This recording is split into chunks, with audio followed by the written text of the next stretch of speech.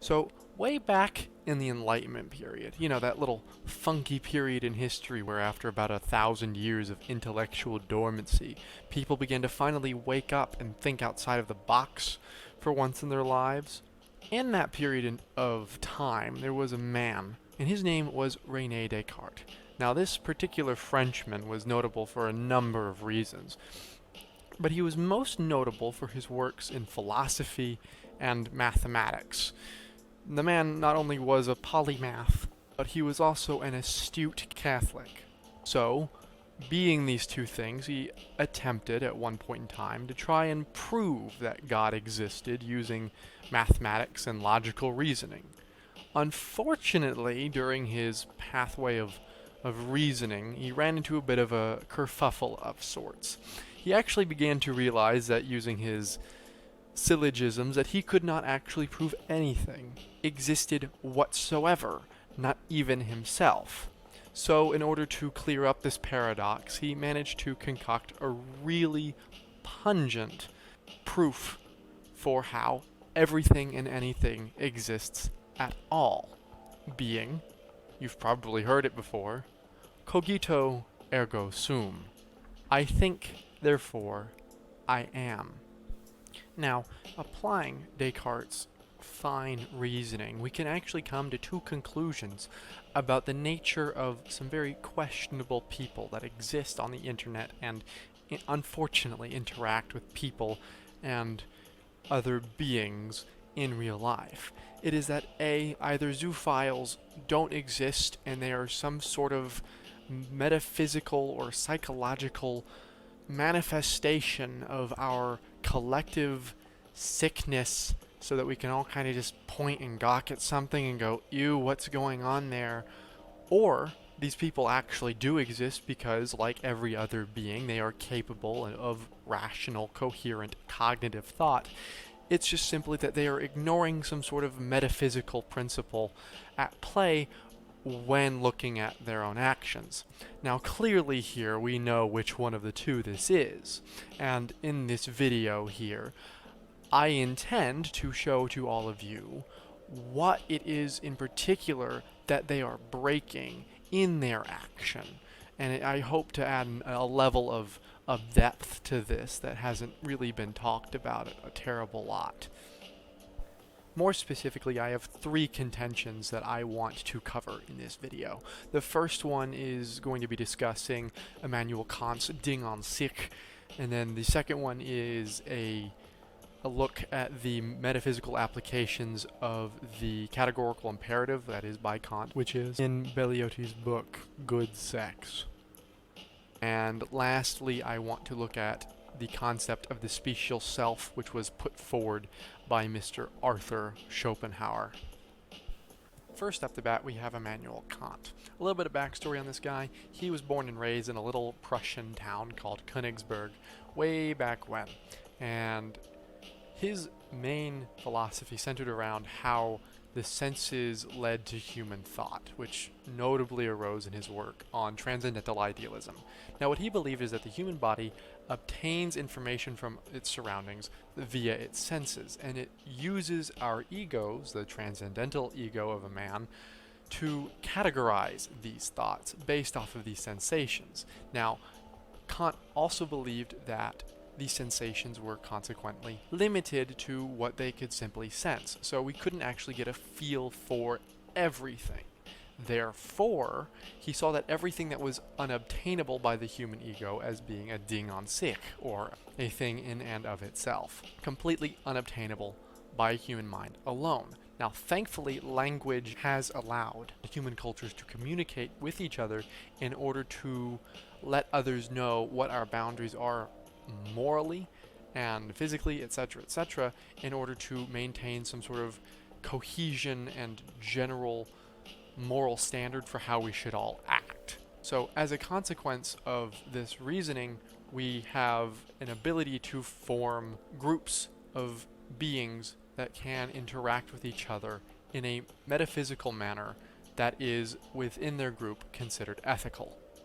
It's time for the moment you've been waiting for! In Good Sex, Mr. Raymond Belliotti attempts to consider the individual interests of different actors, per se, in the act of bestiality. Now, in order to do so, he used a post-Kantian framework, which heavily weighs this idea of an interest. Because in order for an action or a standard to be put forth, those actions must be universally applicable. As in, I can do something without it necessarily impeding upon the overall interest of a second individual.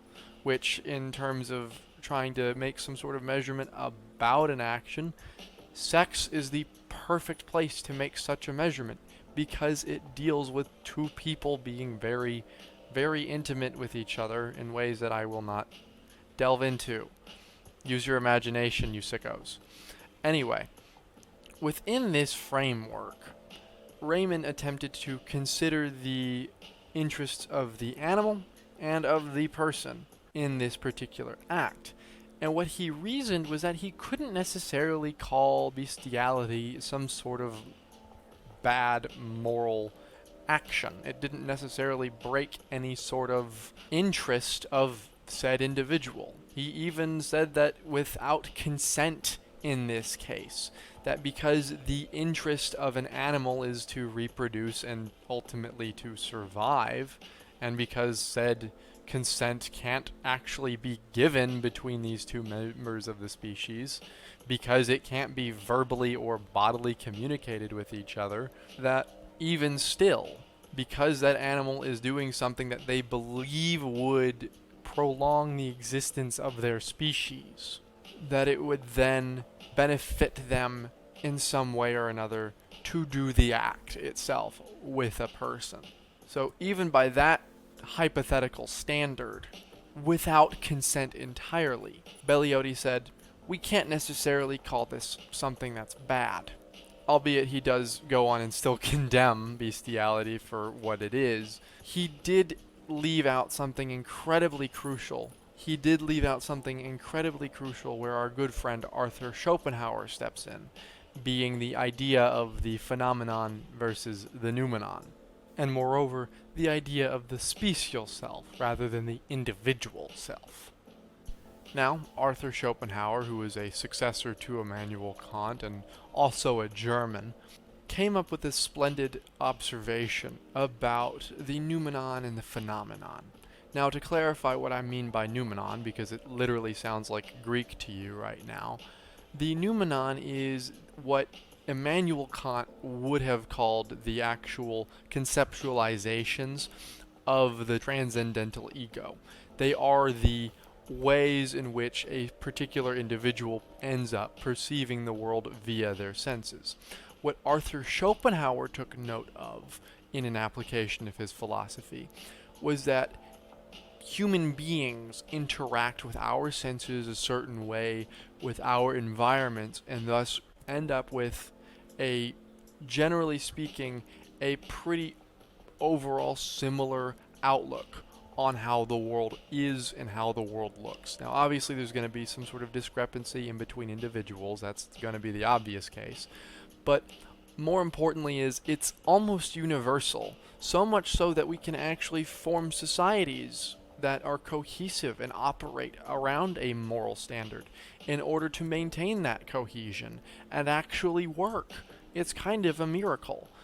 And when we look at animals in the wild in their environments, or even just animals that we have at home, they do the same thing. They interact with the world in their own unique way, using their senses in their own unique way, and thus coming up with their own conceptualizations about how to act and when it is appropriate to do certain things, etc., etc.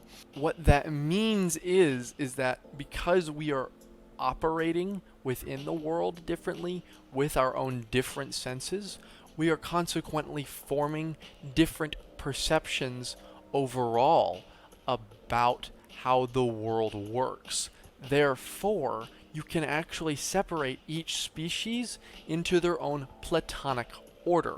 The point that I want to make is that our concepts of philosophy and of ethics and of just how the world is completely different than that of what a dog's is, or what a cat's is, or a snake, or a dolphin. You're getting my point. They're all unique. So, what's the point in then separating these species, or every species for that matter, into different ideals? What we get as a consequence of making these separations is actually this notion of a special interest rather than an individual interest. And what I mean by that is that when you have two species interacting with each other in an action that is unique, dependent upon how these species act intrapersonally rather than interpersonally, is rather an encroachment upon the overall interest of one species over the other. What do I mean by this? Well, what I mean is that what we're getting is that instead of seeing some sort of intimate act that is wholesome, generally speaking, for two people engaged in it, or whatever they consider to be fulfilling, what we get is actually an encroachment of metaphysics overall, because our perceptions of sex and consent and enjoyment of the act and why we do the act is completely different than what a dog would do it for, or what a cat would do it for, because their ideas of sex are completely different from that of what a human being's is. It is a ding-an-sich.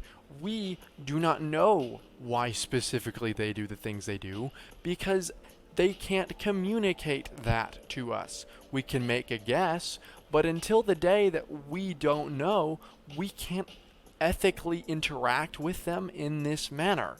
It's simply an encroachment of the interests of both species as a result. You're not making a fool just out of your dog or out of yourself by doing it. You're actually imposing some sort of metaphysical power imbalance that literally screws over, on a metaphysical scale, the entire human race and the entire race of that dog or that cat or whatever other animal you decided to wake up and groom that morning. You understand my point here? What I'm saying is that because we do not know ultimately why animals act the way they do, because their metaphysics are a ding-an-sich to a human being, we cannot perform this act.